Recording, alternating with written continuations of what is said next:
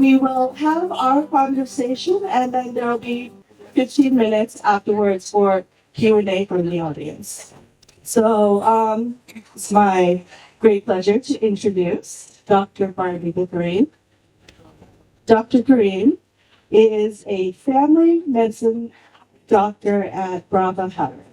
She grew up in Scotland and did her medical training in the UK in general medicine. And in Bangladesh, she has worked at ICDRB and Evercare as a clinical doctor. She was then the head of care at health tech company Maya Apple, which some of you might have heard of. And for the past 5 years, she has been practicing as a family medicine doctor at Private Health, which focuses on treating patients holistically. Rasmi Sachsej is a mindset and manifestation coach who has been inspiring individuals to transform their lives since 2020. With over 18 years of personal experience in manifestation, Rasmi specializes in helping people understand their thoughts and emotions and to take intentional action and create the life they truly desire. Rasmi is currently based in Bangkok and arrived last night to join us for this festival. I'm Ramana Habib. I studied psychology at Johns Hopkins. I'm a playwright and a journalist, and I'm quite a serious meditator and a lifelong self-help junkie. So this is a subject that's very dear to my heart. So very excited to hear what you all ladies have to say. So to start off, how would you define? It's quite embarrassing about the word say thank you. Oh, sure. Would you like to? Sorry, we're just going to take a quick break from this section to ask Barrister Sadat Omar to say a few words. He's the president of Gulshan Society Lake Park and has given us this beautiful space for this event today so that we can all come together and talk about wellness. Okay, thank you so much. Thank you. I'll not take long. But Shazia is very diplomatic, you see, and you may wonder that how people like me come to an organization where everybody is so free. So it is to remind everybody to look at me and go for your yoga. If you go to yoga, you turn like this. Secondly, but there's another connection. She's Shazia Omar, I'm Omar Sadat. So namesake. That's right. So bring her thought together. Thank you all. I think this is amazing. I think Shazia is amazing, and this is what they do, that spirit, body, mind, this interconnectedness, and this entire place is so interconnected. I'm so excited. I'm so electrified. Thank you, Shazia. You do it every year, and it's getting better. And thank you very, very much. And thank you for inviting us. Thank you so much for making it possible. Let's have a round of applause. Thank you for this beautiful space, this sanctuary inside our urban chaos of Dhaka. Sorry, thank you, Ramana. Thank you. Yes, it is. It is a beautiful space, and it's a beautiful time of day right now. So, okay. So, how would you define the mind-body connection, and how would you say that it shows up in your practice? So, this question is for both of you. You want to start? Okay. Thank you, Ramana, for those beautiful introductions, and thanks to Shazia and the whole Dhaka Flow team for having this panel today, inviting me along to give a small contribution for myself. As you said, that I'm a family medicine doctor at Brava Health, and what makes my specialty quite unique is that we see patients as a whole. If you go see a heart doctor, a lung doctor, their job is really to focus on that particular system. But whenever a patient comes into my room, I want to see that patient from, head to toe and just have a feel of not only their physical symptoms, but where they are in their life, what they're doing, what their family situation is. And it's my job to kind of see the different connections that, when someone comes to see me, they're not just a sore leg or a headache. I ask about those symptoms, obviously, but I also want to know a bit more about what's going on in their life. And it's part of my job to make those connections, see how maybe their mental health is affecting their physical health, which will help my diagnosis and help me create a management and treatment and recovery plan for them. And we see it a lot in our practice. You can't just treat a sore leg just by itself. You have to see the whole body, and that includes the mind as well. So do you ask them about their sort of like mental state as well? I mean, do you ask that directly, or is that something you sort of infer from the information that they give you? Well, whenever we take what we call a history of a patient, also obviously we start with the complaint they have come in with, and we want to give that kind of focus and attention so that the patient feels heard. But then we have a certain format of asking about the symptom, more details about it. Then we go on to what other kind of health conditions have they experienced in the past but are still experiencing and what medications they're taking. And then we can gradually go into their more personal life, work life. Let's take a pause. We'll take a pause. And then you can take that question. Yes. Is that all you want to? Yeah, I was saying that it is a very kind of peaceful time of the day, and the Azan also, I think, enhances that peacefulness and people coming home from work and kind of taking a few moments to rest and bring your mind to focus. And, you know, even during the month of Ramadan, we do say that people are not usually doing maybe the morning walks as they would because they're fasting, but the method of doing your prayer, that also counts towards your exercise. I remember a senior colleague of mine once told me this, and it kind of stuck with me. The actions that we do in prayer. Yeah. Okay. Oh, so did you want to finish what you were saying earlier? Yeah, so I was saying, you were asking whether we go straight to asking about mental health. So I guess the quick answer is no, we don't. We kind of go through a system of questions. But then once you've asked a few questions and the patient feels a bit more comfortable and feels safe in your space, then we kind of delve a bit deeper into how they're feeling mentally, what's going on in their life. Because I feel as if someone comes in with something like palpitations or a sore head, if I go straight to their mental health, they will be thinking, oh, the doctor thinks it's all in my head. So you want to give that attention to what they've come in with and then slowly get them into a safer environment and go for those questions as well. Right. That's a very big point. That's me. From your perspective, yes. How do you define mind-body connection? So I think the battery is dead. Oh, just did. Yeah. I think for me, what I understand is if you feel it physically, it's a little too late. You know, everything starts from your mind. And the deeper I do my work, the more I understand what's happening in your body, what's happening in your mind. It's becoming more clear that everything starts from your mind first, and then the body is just a reaction of it. It's really interesting that I have 3 to 4 female clients that come to me regarding a challenging relationship that they have. And all 3 to 4 of these clients complain about sinus issues. And I had done some research and I had saw that sinus is actually a sign of being irritated. And irritation. So it's just, the more I think science, gets the research and more information we have, we can see that connection much more prevalently and much more clearly that it's all connected. When you are having negative thoughts, there's no way you can have a healthy body. It's just such a big disconnect.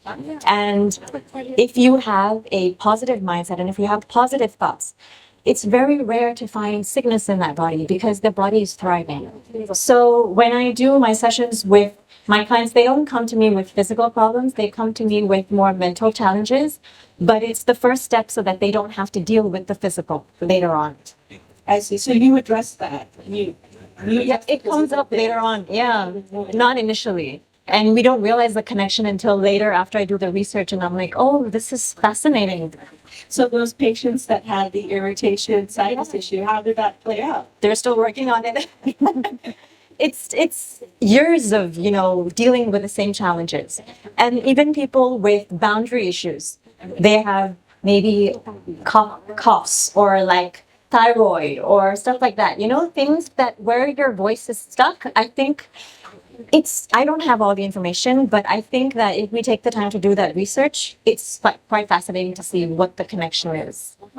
That leads me to the next question, which is what are some of the symptoms that you commonly see in your patients that trigger this? I know boundaries is something that is very central to the work you do. Yeah. So I think in our community, we might be needing a little bit more boundaries in our life. We give and give and we don't know where to stop. And people take and take and they don't know where to stop. And that's great until 20, 30 years later, we have a health condition.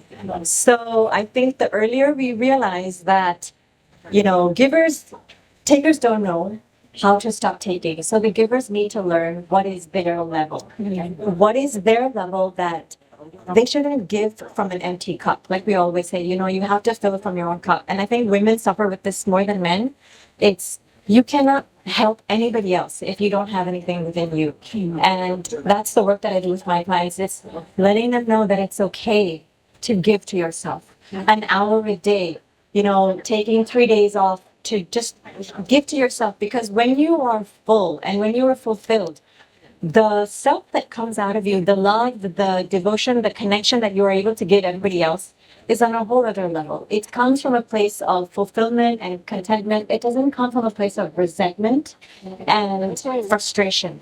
And when you're giving from a more fulfilled place, what comes out is beautiful. And for you, with the patients, what sorts of things do you see in your practice that typify this mind-body connection? There are various things really, and kind of starting from the head all the way down, as you mentioned, the sinus irritation. Definitely, you see those kind of cycles, and you can tell that there's something else kind of going on. So I do kind of agree often that treating the mental health, because when it comes to physical, things have already happened. Yes. And also what you mentioned about more research, as doctors, we're trying to keep up to date and trying to learn more. And there's so much we still just don't know. Right. And that kind of, having that research kind of reaffirms sometimes what we already kind of suspect. Yeah. And the fact that it's not always just a one-way connection. Yeah. When we were in medical school, we were always told that we were trained that, if you are nervous or if you're anxious, then it's quite understandable. You may have to go to the bathroom a few times or, feel nauseated. But it can also happen the other way, that something that's going on in your gut can be having an effect on your mental health as well. Phrases like, to go with your gut or feeling butterflies. You realize that these phrases didn't just come from anywhere. Right. There's actually a scientific kind of depth behind them, right? Yeah. Unfortunately, we're still at the very early stages, I feel, of knowing what's going on with this, but it's exciting. Yes. And so we definitely get a lot of GI issues, lots of abdominal pain, acid reflux, diarrhea, constipation, bloating is a very common one that we see in our patients who come to see us. And for us, it's a little bit tricky because people are coming with their physical symptoms. Right. And that's what we want fixed. So it takes a while for us we want to kind of have that patient come back to us and create that relationship so then we can maybe approach those other kind of areas of their life. Yeah. So it can be a long process. Yeah, I remember you had said that gut health was something that comes up a lot in a lot of your patients. Yeah, we see a lot of gastrointestinal disease. And for us, it's a lot of detective work. kind of time to find out, is there something that's pathological, physiological going on, or is there something else that's rooted behind this, and working with the patient to do that.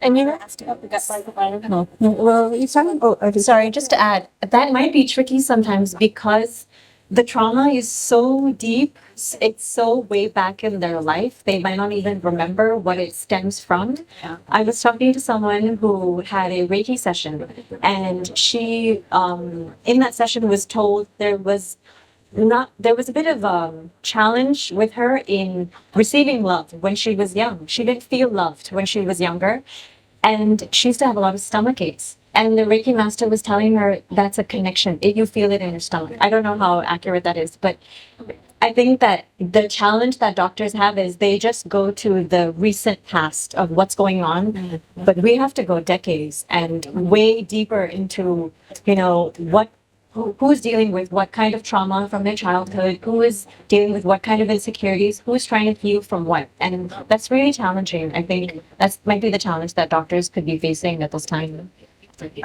Yeah, because in Bravo we give 15 minutes, 15 minutes per patient, which in Bangladesh and Dhaka especially, that's generous. But 15 minutes is not enough time at all to know about what's going on Exactly. in a person's life. And as I mentioned before, if I go back to years of trauma, in the first session they will want to hear about that from me. Yes, Anyway. they might not even know. Right. Yeah.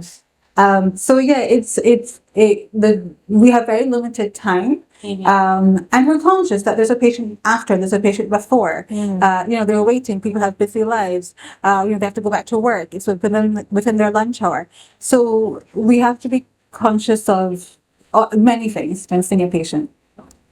I guess because you are aware of this connection, you can get in there quickly and ask those things.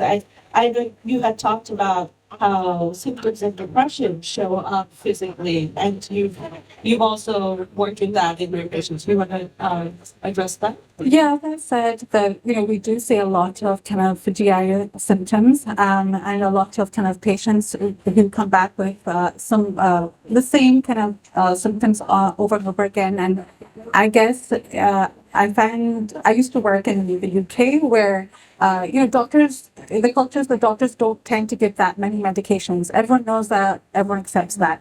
In Bangladesh, it's a little bit different. Medicines can be readily taken from the pharmacy without a prescription. So it's very unusual to come to the doctor and the doctor not to give you something. And often we do because they are distressed. They have symptoms that we know if they take this particular tablet, those symptoms will go away.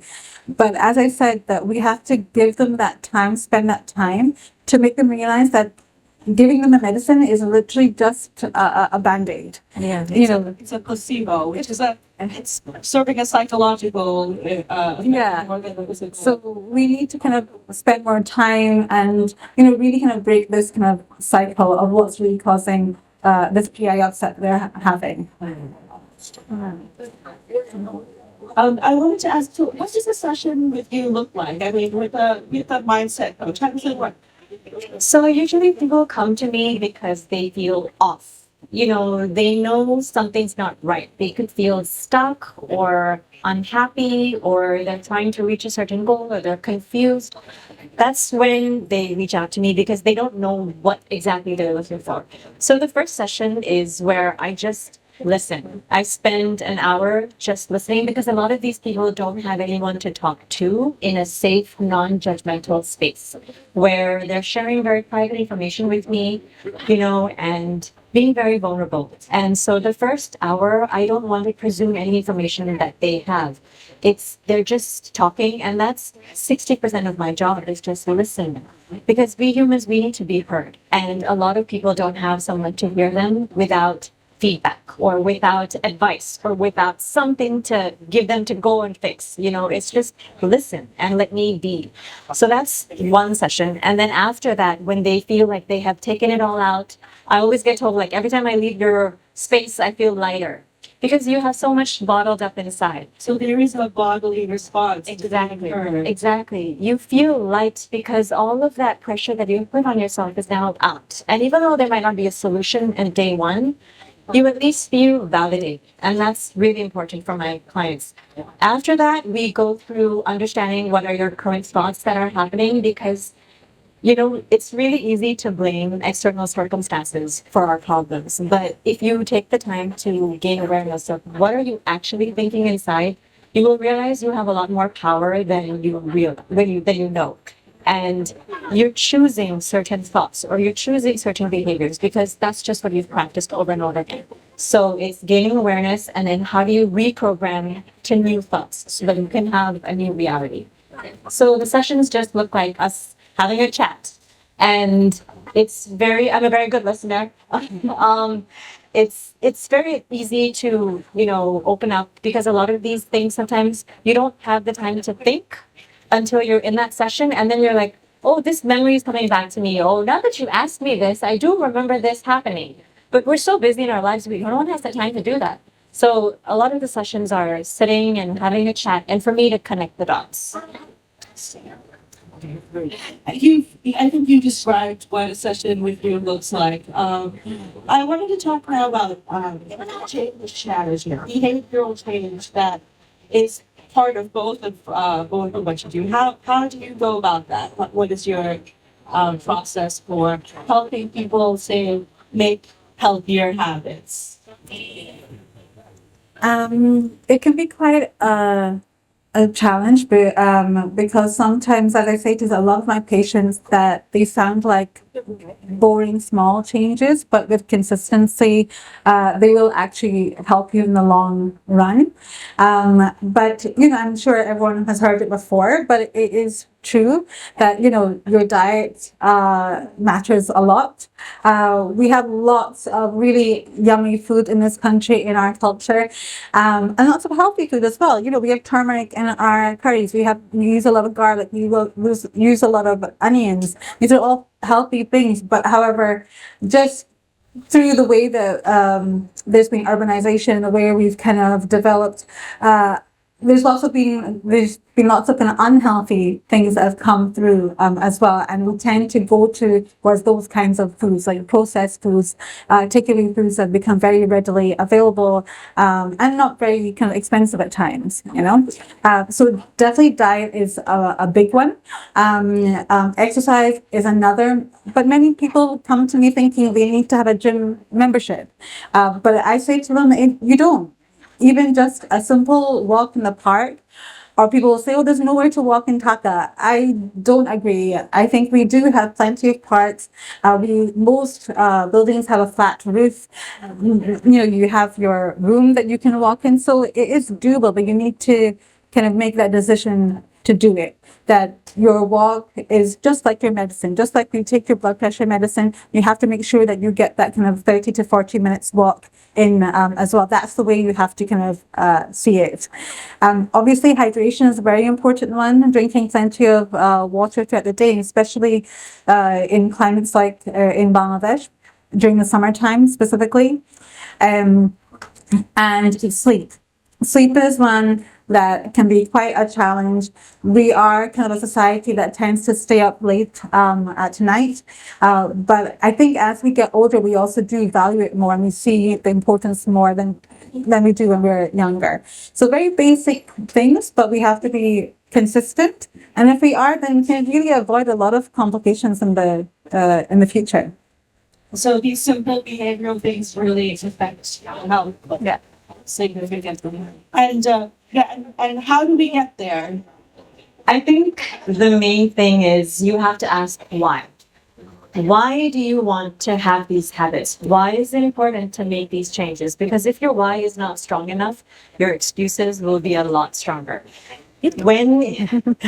Ask me. It's said over and over again, diet, sleep, exercise. There's no new information out there. We're hoping there's a magical pill that will fix everything. But it's how do we apply what we already know? That is what makes the difference. And that is where I help my clients. So I have a client who has a very bad sleep routine. He works late, he comes home late, eats dinner late, goes to bed late, everything is late, and then wakes up late. And then the whole day has kind of changed. I've been working with him for a year. And anything is possible because I received a picture from his wife 2 weeks ago that he was walking in the park at 7 a.m. with his son. So it's just proving to him why. Why is this important for you? Because if you don't care for yourself, do it for your children. We do everything for our children. So make them the reason that we take care of ourselves. It's an easier way to do it. If we think of taking care of ourselves, we feel like we shouldn't, we feel guilty. But if you realize, I need to take care of myself so that my kids are okay and they have the right role model and they see and learn good behaviors. We do what we see our parents do, right? We have to learn from them. My dad has been walking in the park at 4 a.m. for years, and I've never done that until 2020 when I was taking my own son to walk in the park. Eventually these things, they come in, and now my park walks are my piece of heaven in the day. And it's just, how do you make these habits fun for you to do? If you want to go for a walk, what I do is I listen to a great podcast. I go in the morning so that when I come back, I have a chip on my shoulder. Like, hey, look at what I did. I feel proud of myself the whole day, and you just feel good about yourself.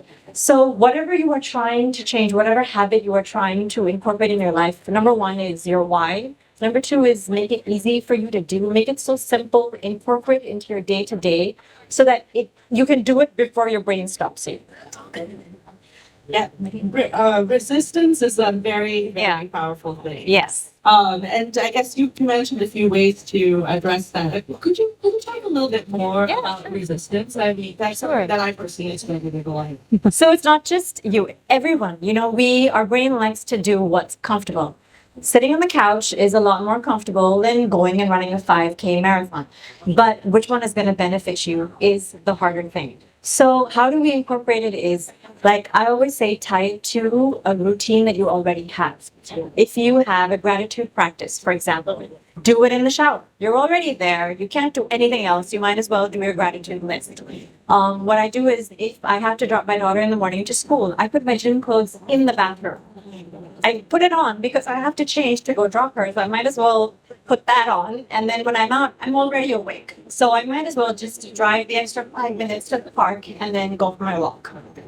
It's just, how can you train your mind to actually manipulate it to get it working for you, not against you? And those are such great tips. You're hacking your own system. And I mean, as a parent, I completely agree, right? Right. Like when my son goes to play football, it's in a park. So I just make myself stay and walk in the park. Exactly. So small changes, but effective. Yes. And being consistent. And with consistent, it. yes. And sometimes we want together. Yeah. Do you guys have any tips for managing self-care? Just in general, things that our audience can put to work. I mean, you've given us some great ones already, but any other tips? This is for either of you.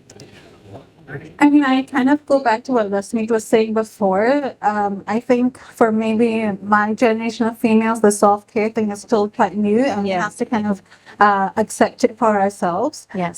So I mean, tips-wise, I think we all know that, what we've spoken about, the diet, exercise, make it work for you, but also just fixing your mindset that a half an hour walk in the park by yourself does not mean that you should be giving that time to your children. It's so you can be a better parent, accepting that for yourself, giving yourself permission.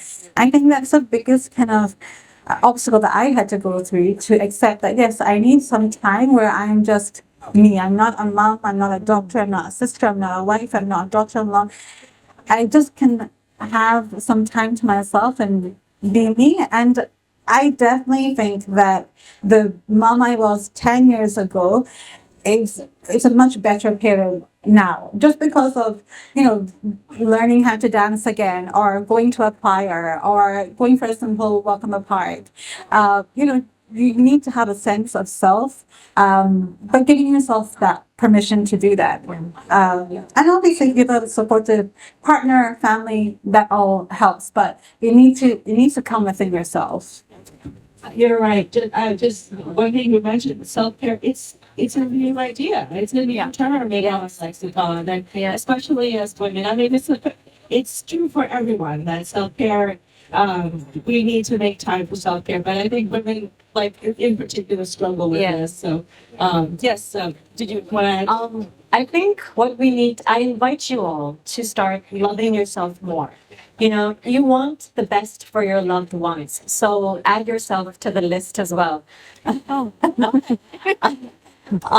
You want some love? I think that would be the first step. One, reminding yourself that you do deserve that love and care that you give to everyone around you.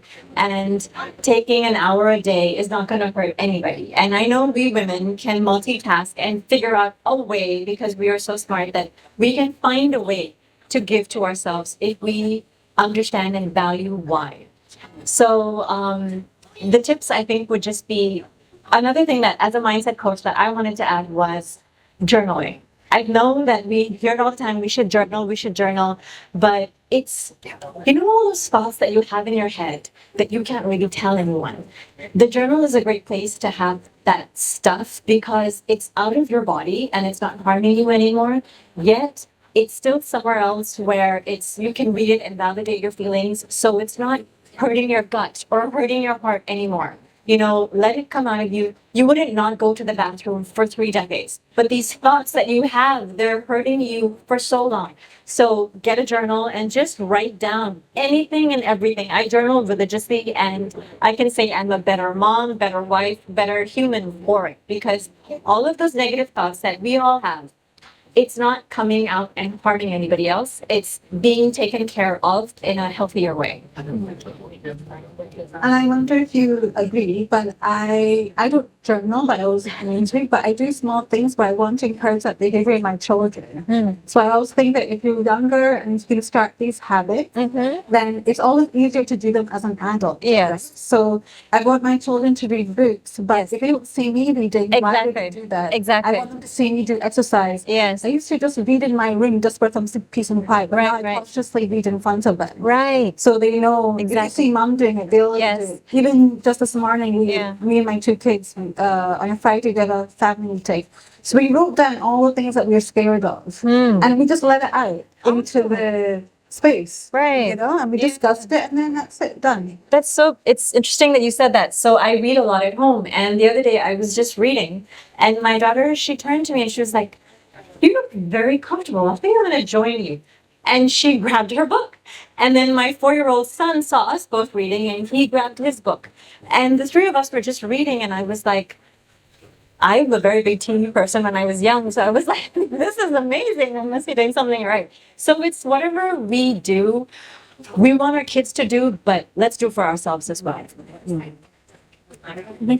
Yeah, I love how you put that about it being out of your body. Like Yes. you always think of taking it out of your mind, but taking it out of your body is underscores that it's harmful to hold these things, right? I mean, they fester and they turn into something terrible. And I love, we were talking about how self-care is a new idea for our generation, perhaps, but even if we didn't have those models, you can be those models for Yes. the next generation. Yes, for sure. Great. I think we focused on being moms and parents, but Yes. I also want to say to people who are not parents, you also have to give yourself permission. Sometimes I think, we think, we don't have a kid, we don't have this, so we don't deserve to, but it's for everyone.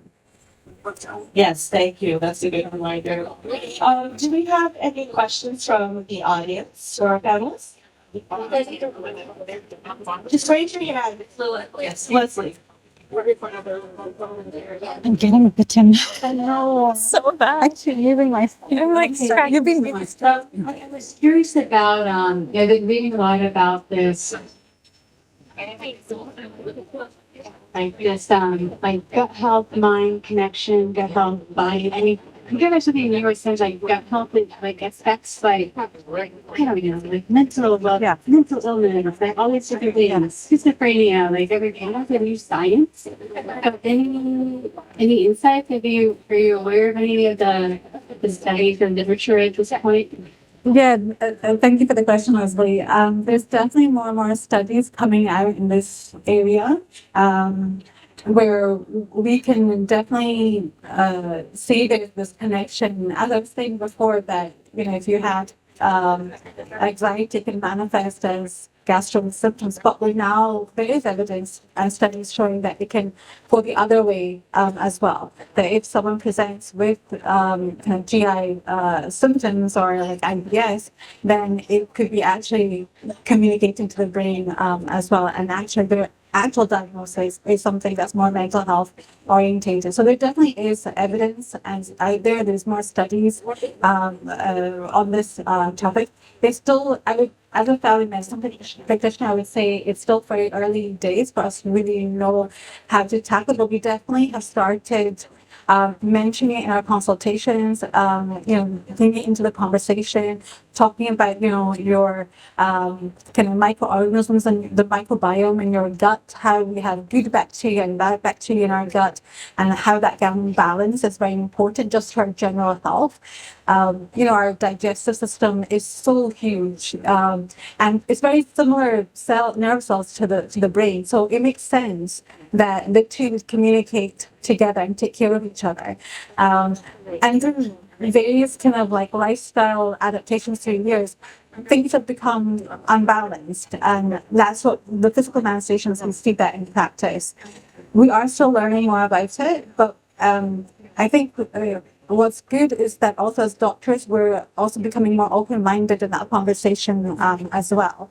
Instead of just seeing a gallstone or IBS, we're starting to think more broadly about how it can actually be more up in your concern with your mental health. So yeah.